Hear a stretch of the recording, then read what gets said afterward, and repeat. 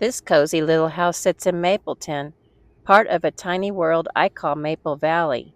It belongs to Aunt Clara, a mouse who's made Mapleton her home.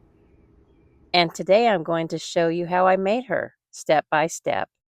I started by sketching out a simple guide on paper, dividing it into sections for the shoulders, torso, arms, and feet, with a center line running down the middle. This helps me keep Clara's proportions consistent as I build her wire armature. You can adjust the size of your guide depending on the scale you're working in. For the armature, I use 22 gauge wire. It doesn't need to be coated, that's just what I happen to have on hand. I folded it slightly in half and wrapped it around something about a half an inch in diameter, and then I gave it a couple of twists to secure it before sliding it off of the tool.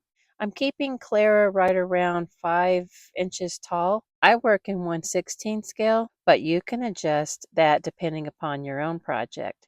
Next, I lined the wire up with my guide. I placed the loop just above the shoulders. That's going to be the head. And then I bent the wire down on each side to form the shoulders.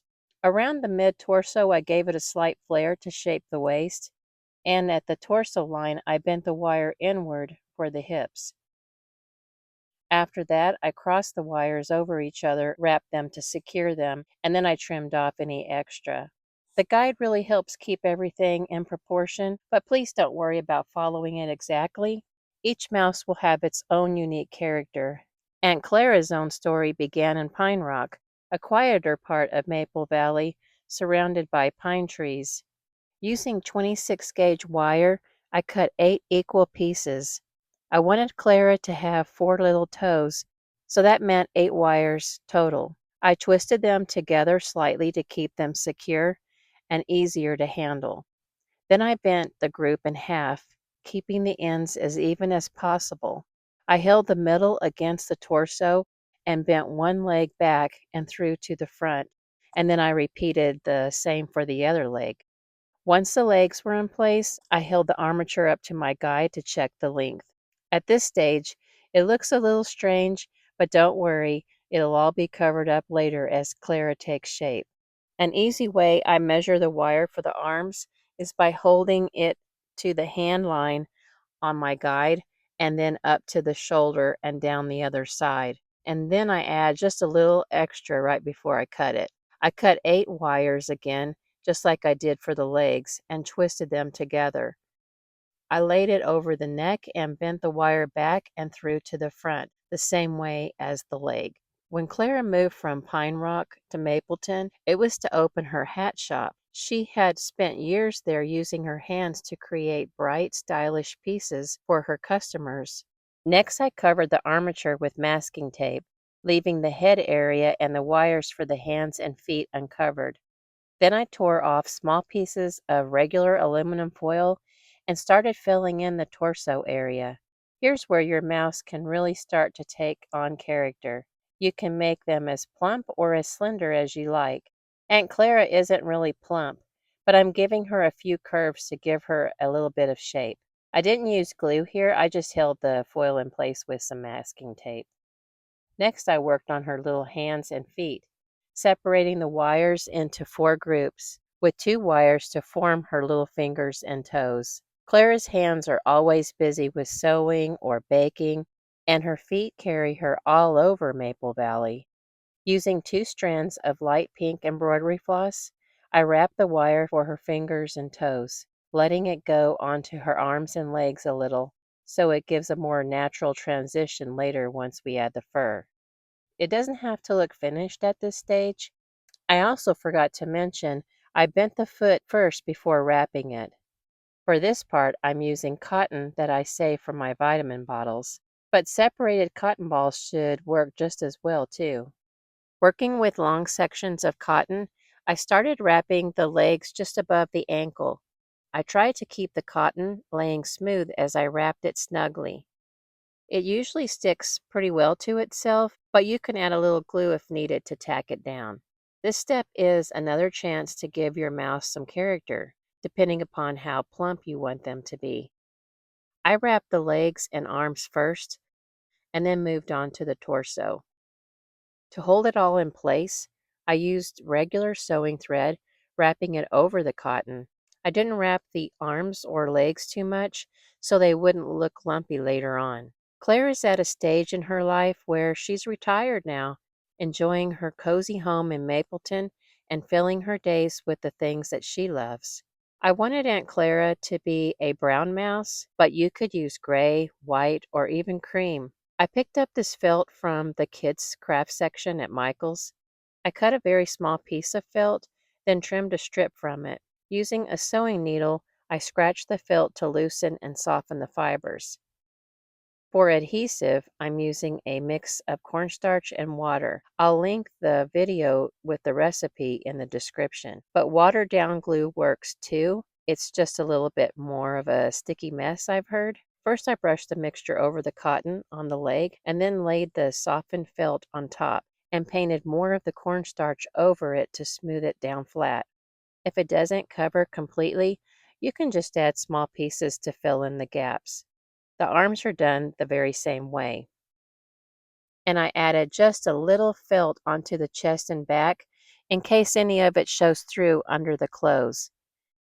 I only wrapped the legs and arms up to where they join the body, since I plan to fully dress my mice. I hope this pattern I made makes it easy for you. Just remember you may need to adjust the scale to get the right size for your own little mouse. Start by folding it lengthwise and sewing around the rounded section to the point. Try to use thread that matches your felt if you can. Next, bring this point to meet this one and sew between them. Just be sure not to close up that opening. Clara still has friends and family back in Pine Rock that she visits often since it's not too far from Mapleton, but Mapleton has been her home for many years now. Sew the other side the same way. When both sides are finished, you should have that little piece that hangs down in the back. You can slip yours over the head loop at this stage to get an idea of how it will look, and if needed, you can always reprint the pattern at a different scale. After that, stuff the front of the head firmly with cotton or polyfill. Add some glue to the wire loop and slide the head over it snug up against the filling. Then tuck a bit more stuffing under the flap or into the ear holes to fill out the back of the head firmly. Let the glue dry completely at this stage. I made the back flap a little longer in case I needed it, depending upon the size of the body, but if you don't, you can go ahead and trim it off now. I stitched down the edge where I had cut away the back flap to further secure Clara's head onto her body, and stitched under the neck as well if the hardened glue didn't get in the way. Then using a needle, I carefully scratched all over the seam lines, working on both sides of each seam to help blend them and make them less noticeable. When scratching with the needle, be very careful not to be too heavy-handed because you can make a hole really quick. You can use the needle almost like a comb too to start brushing the fur back. This was the point where I really started to see Clara come to life. It would have been easier if I had stitched the indents for her eye placement at this point, but for some reason I didn't do it. Once I had the fur combed in the direction that I liked, I lightly painted over it with the cornstarch mixture. The fur was wet here, and this is what I was talking about. I tried to put the eye indents in, and that made it very slippery and almost impossible to pull the needle through. For the little mouth, I cut a small triangle of felt and scratched it lightly and glued it with glue and the cornstarch mixture under her snout. For the ears, I used a piece of paper painted with the cornstarch mixture, folded it over onto itself, and painted both sides again with the mixture to stiffen it. Make sure it dries flat so you don't end up with any bubbles in your mouse's ears. Once it's dry, you can cut out your mouse's ears in whatever size you prefer. I curved the ears around a paintbrush and painted them with a light peachy color. I cut through the filling with my small scissors to make room for the ears and glued them in. You can position them however you like, angled up or even downward, which would look really cute too. At this point, I was getting excited to finish Clara so I could start dressing her. Here I'm using some watered down paint to add a few details. You can really have fun with this part. I wanted a bit more fur behind the ear to blend it better with the head, so I added this small piece here. And this might sound a little silly, but when I think of Aunt Clara, I picture her with her hair up in a bun. I even imagined it red at first. I almost changed my mind, but the mice need to have their own personalities, I thought, so I decided to keep the bun, just not in the red. Her little bun actually reminds me so much of a hairpiece my mom had back in the 60s. I made a small half-round nose from air-dry clay and glued it in place. Her little eyes are also air-dry clay. I painted all of the pieces first before attaching them. To give the eyes and nose a slightly wet look, I added a coat of triple thick over the top. I also used some chalk pastels to add a bit of depth to the inside of her ears. It gives them a softer, more natural look. For the whiskers, I cut some strands off of this old paintbrush. I carefully made a hole and then glued the whisker in. I glued several on each side and then trimmed them down. Now Clara's body is complete.